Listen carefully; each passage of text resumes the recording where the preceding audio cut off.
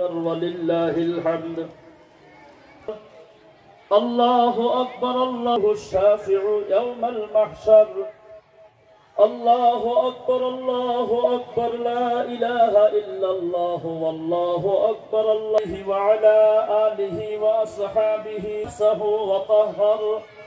أكبر لا إله إلا الله والله أكبر ولله الحمد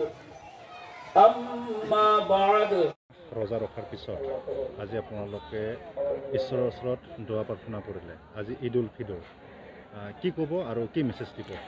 চাওক আজি আমাৰ এটা পবিত্ৰ ৰমজান মাহ আৰু ইছলাম ধৰ্মত আমাৰ গোটেই মুছলিম মানুহ এমাহ ৰোজা ৰাখে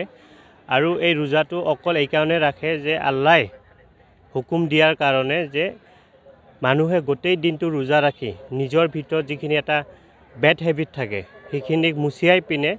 অহা দিনবোৰত যাতে সমাজৰ কাৰণে জাতিৰ কাৰণে অঞ্চলৰ কাৰণে ভালকৈ জীয়াই থাকিব পাৰে তাৰে আশা ৰাখি আমি আজি